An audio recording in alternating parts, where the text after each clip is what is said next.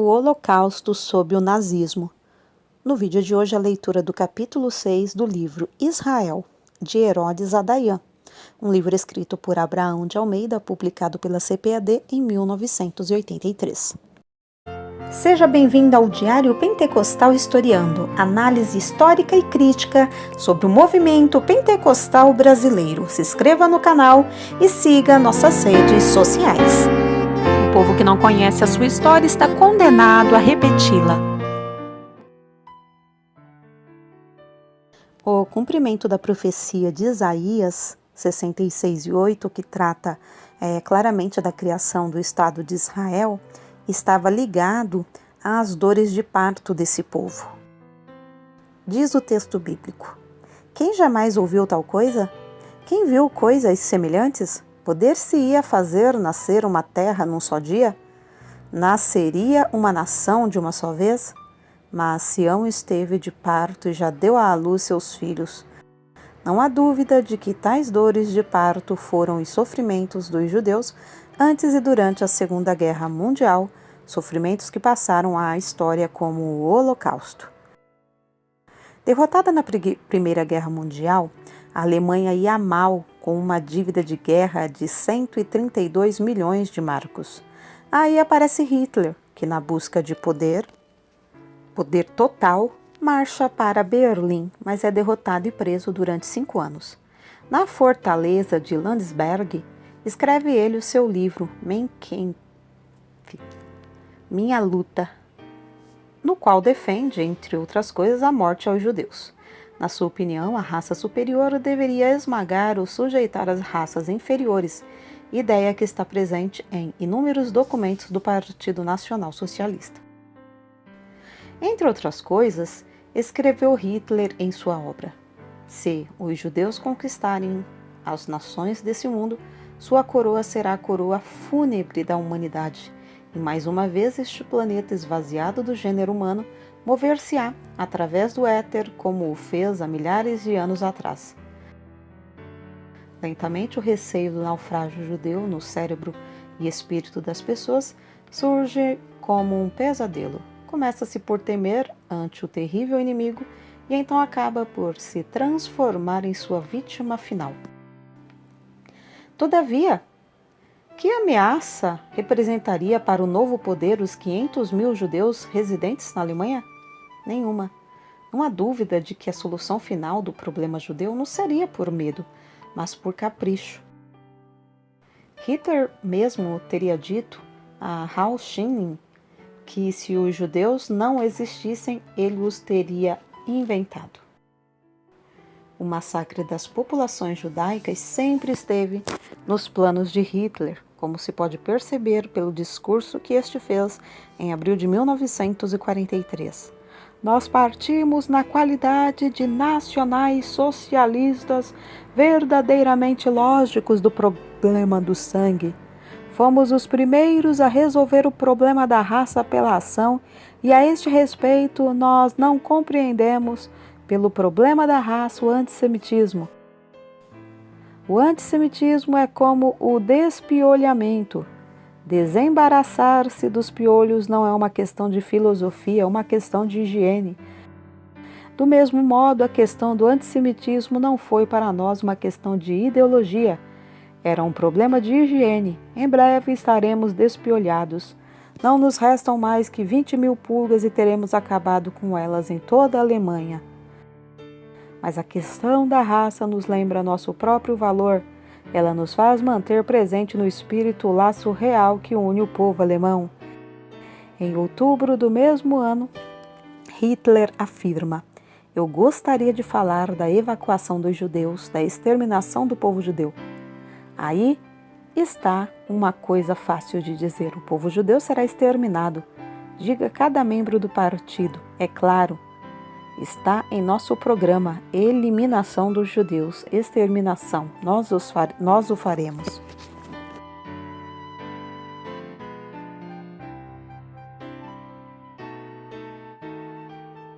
A ascensão de Hitler.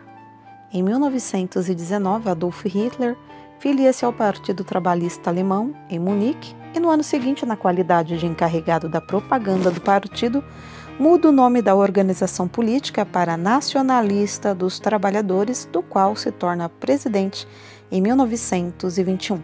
Este partido, pequeno até 1927. No ano seguinte, ganha 12 cadeiras no parlamento e em 1930 já possui 107 cadeiras. Em 1932, Hitler candidata-se à presidência e perde para o Marechal Paul von Hindenburg por 6 milhões de votos. Mas no mesmo ano, o Partido Nazista obtém 230 cadeiras no Reichstag e no ano seguinte, a 30 de janeiro, Hitler é nomeado chanceler por Hindenburg. Mas no mesmo ano, o Partido Nazista obtém 230 cadeiras no Reichstag. No ano seguinte, a 30 de janeiro, Hitler é nomeado chanceler por Hindenburg. Este morre em 1934 e aquele assume o poder total, presidente, chanceler e chefe das Forças Armadas. O antissemitismo é reforçado a partir de 11 de abril de 1933, quando são baixadas as leis arianas. Ocorrem então prisões em massa. Os judeus são proibidos de ocupar funções públicas, de serem comerciantes, advogados, médicos, profissionais liberais e etc. As leis de Nuremberg, editadas a 15 de novembro de 1935, são ainda mais racistas. São proibidas as relações sexuais de alemães com judeus sob a pena de prisão e morte. Um soldado que tivesse relações com judias seria fuzilado. Em 1938, essas leis entram em vigor também na Áustria. Os judeus são expulsos da Alemanha para seus países de origem, desencadeando reações violentas como o assassinato do secretário da embaixada alemã em Paris por um judeu e a consequente represália alemã conhecida por Noite dos Cristais Quebrados, de 9 a 10 de novembro, em que as lojas dos judeus são saqueadas, depredadas e as sinagogas queimadas.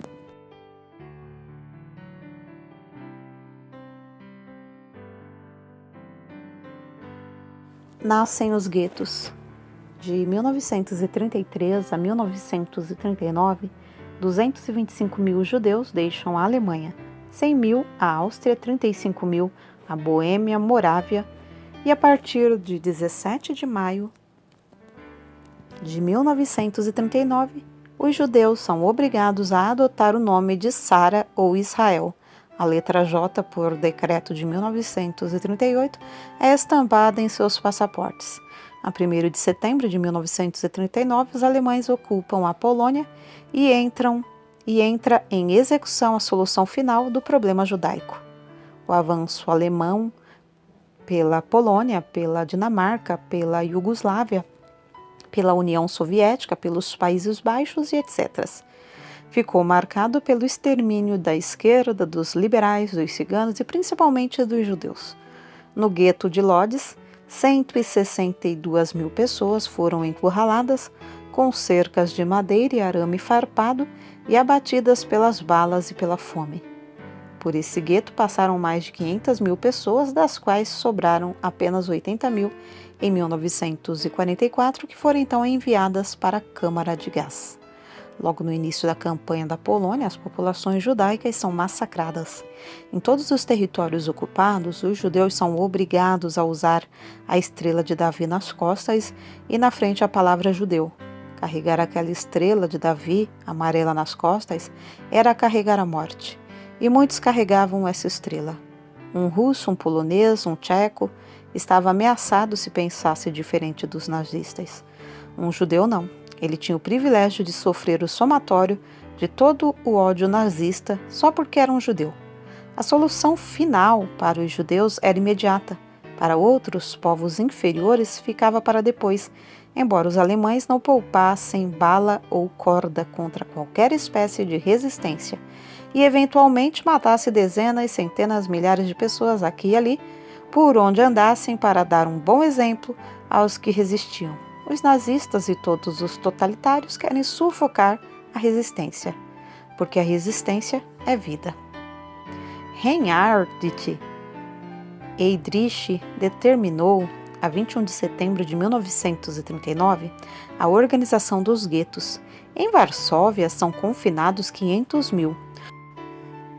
Outros guetos surgiram na Cracóvia, em Białystok, Vilna, Minsk, Riga, Lwów, Luque, Sosnowiec e em diversas outras cidades onde os judeus eram amontoados e cercados para morrerem de fome e de peste.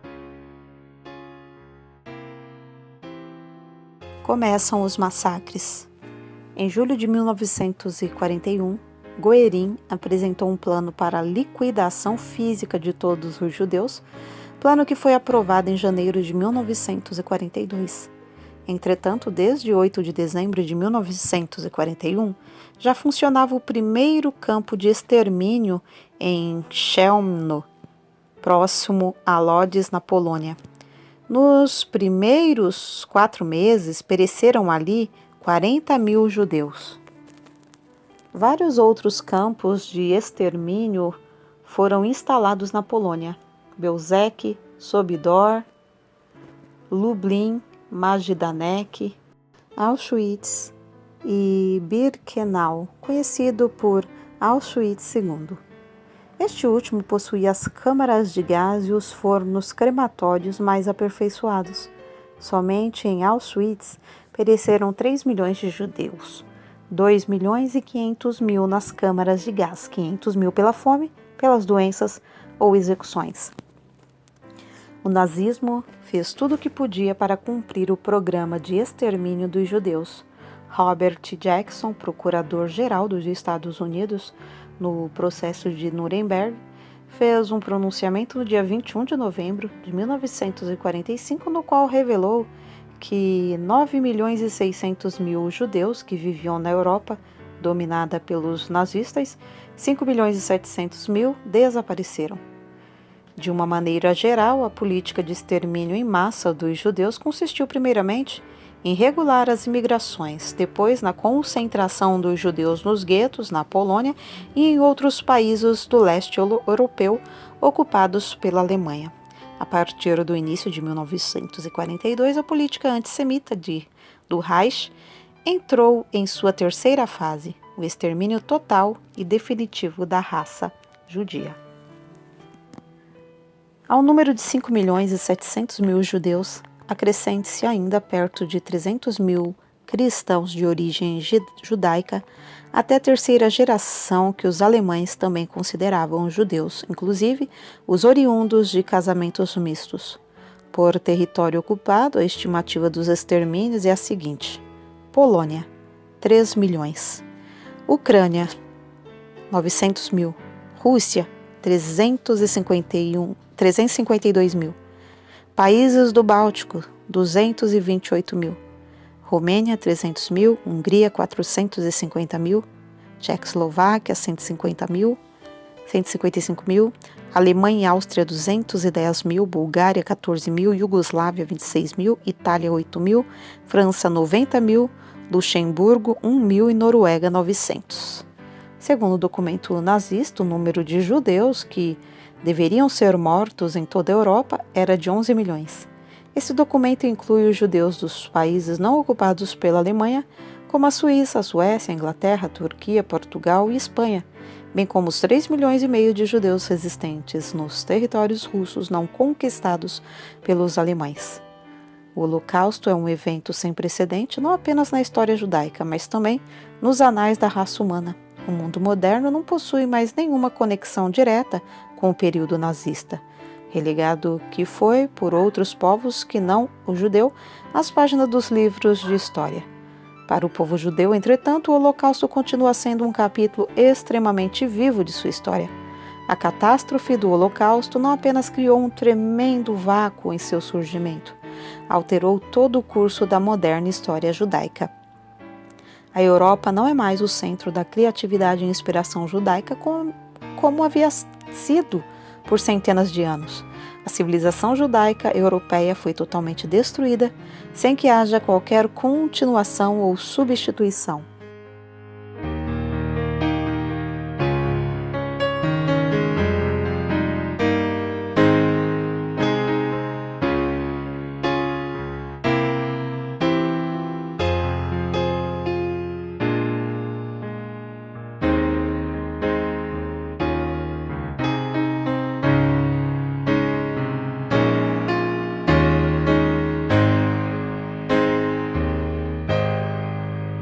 Porque nada podemos contra a verdade, senão pela verdade. Segunda carta aos Coríntios 13:8. Se você gostou do conteúdo deste vídeo, se inscreva no canal, deixe o seu joinha, compartilhe e ative o sininho para receber do YouTube as notificações dos novos vídeos.